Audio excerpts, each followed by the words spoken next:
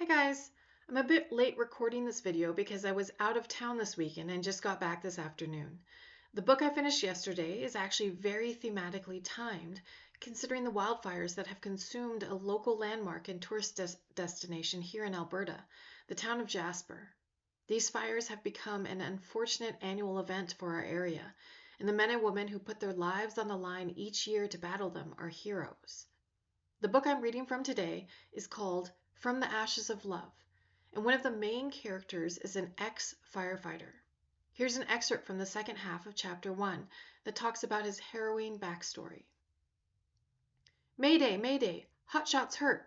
Administered first aid but called an evac. I'm the crew leader, and it's my responsibility to help any injured member of our party.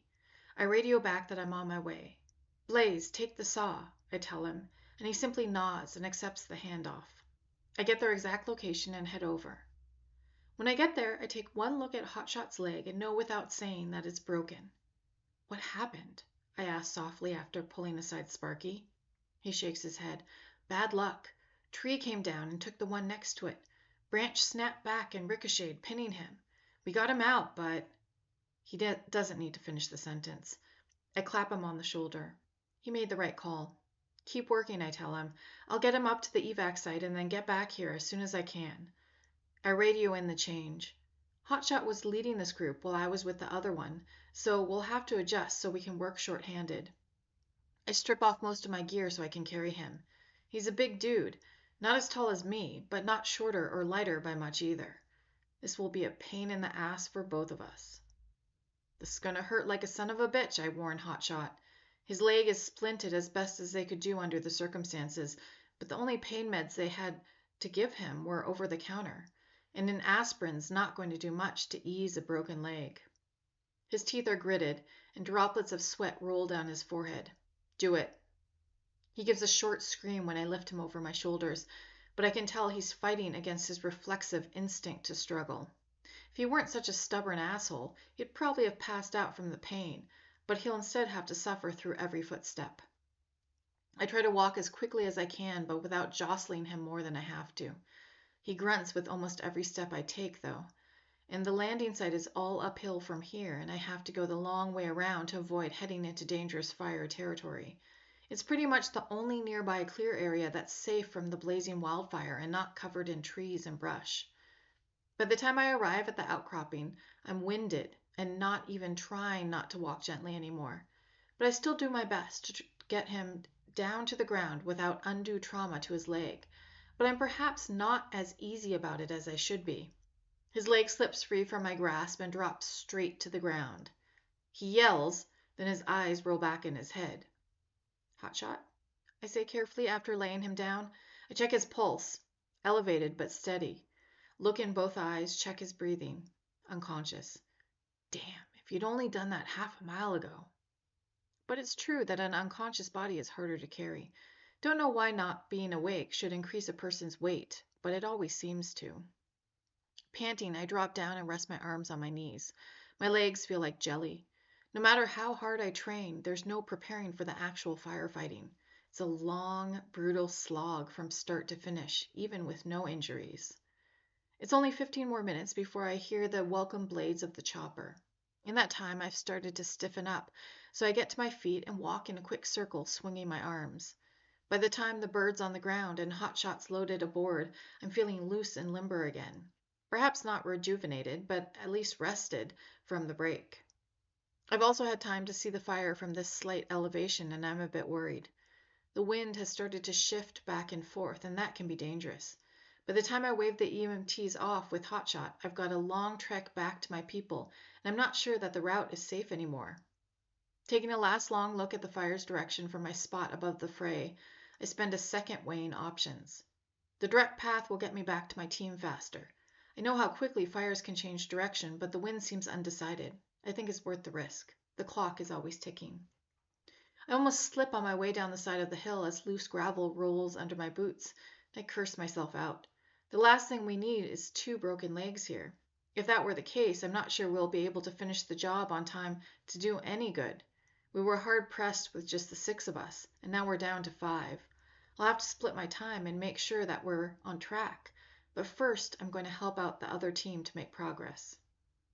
When I'm down at ground level again, the wind picks up. It blows smoke with it too, and I wade through the streaming curtains and clouds that obstruct my vision. God damn it, the wind has shifted again, this time in the wrong direction. I pick up my pace, even though my legs are like blocks after the body carry. I'll recover, though, once I get back to work. On a run like this, there's not much time to rest. It's like getting through a marathon, non-stop until the end, and then you get to collapse. My radio crackles to life. ETA? Few minutes, I say, but I'm not entirely sure. Uh-oh, that's not good. There's a sudden flare of heat again, and it's ahead. It can't be the main fire. I'd be dead in a second, but it might be a thread of it, enough that I need to stop and backtrack.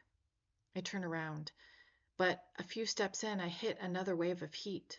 No flames, but the heat is pushed ahead of the actual fire. You can feel it long before the flames get to you. Frick, I can't go east toward the main fire, so that leaves west as the only remaining direction. But that's the opposite direction from where I need to go, running parallel to my team's location. I've got to get around this. Heading back west, I try looping around twice, only to be stopped in my tracks. God, did I get turned around somehow? But my equipment is showing I'm headed in the right direction. Pull it together, Lucky, I tell myself. I'm only too conscious of the fact that my stripped gear is back with my team, and I'm as vulnerable as a baby out here on my own. Frick, frick, and double frick. The ground starts to slope up, which is not great. Fires tend to go up, so you always want to head downhill. But every direction I turn is heating up. Uphill is the only way I can go. Partway up the forested hill, there's the crackle and hiss behind me. I know what that means. I'm toast. Burnt toast, without my gear or my team. I might only have a couple minutes, maybe less. I'm trapped and can't outrun a fire of this size. But instinct kicks in and I try. My stride lengthens and I surge uphill, panting in near panic. And that blind panic is what saves me. I trip over a rocky outcropping hanging over a shallow cave. I drop to my hands and knees and see that it was probably a wildlife home, perhaps a foxhole, long since abandoned, but still musky with the odor of whatever used to live here. Scrabbling with my hands, sweat pours down my face as I dig down into the pre-made cave. A section of the roof caves in, and I swear at it, then scoop out more of the muddy earth by the handful. The sound grows louder, a roar like an ocean during a hurricane. The heat is intense on my back, but I don't have time to turn around and look. I only have seconds now before the hot gases overwhelm me, and I dive headfirst into the indentation I made and push forward, using my legs as leverage. My head goes in, then my shoulders. My arms get stuck at the elbow, but I shove with my boots against the ground outside, and more of me pops inside till I can squiggle my arms up around my face and pull myself forward too. It's not until the top of my head mashes against the edge of the cave that I realize I'm as far in as I can go. My legs from the knees down are still outside. I try to curl into a fetal position to protect my legs, but I can't turn my body sideways. This is as good as it's going to get.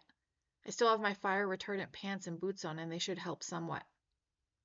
I pull my shirt over my mouth and nose, now liberally caked with mud, and put my hands to cover it as well. I close my eyes and put my face down into the dirt, trying to take shallow breaths, and then wait. I don't have long to wait, and the fire is not kind. The screaming lingers for days afterwards in my ears, my own screams, as my calves and feet get burned up despite my gear. The heat is so brutal that I don't know how I stand it, and the pain from burns are more intense than any other kind of injury. I almost envy Hotshot in those moments. Just a broken leg. What a lucky guy. My team finds me after I radio for help after the worst of it is past. When they pull me out, I can see the shock on their faces, and I know it for what it is. Amazement that I survived. The area around me is blackened and hot like a tiny slice of hell. The helicopter comes back for me because there's no way for me to walk out of there. I get the royal treatment of being carried like a sack of meat over Blaze's shoulders this time, and, like my friend and teammate Hotshot, I pass out along the way and wake up in a hospital bed later. My team visits me, even Hotshot crutching his way in and grinning at me, and they have reassuring words to give me. But there's one thing they can't give me back, no matter how kind their eyes as they look at me. I know it more surely than I know my own name. After an injury like this, My smoke jumping days are over. Lucky will hopefully find a way back into doing what he loves, but he has a long road ahead of him, and that will hopefully include love along the way. Starting later today, I'll be tackling a brand new genre since I've been stuck on romance for the past 3 weeks. Tune in a bit later for my next video about my new book.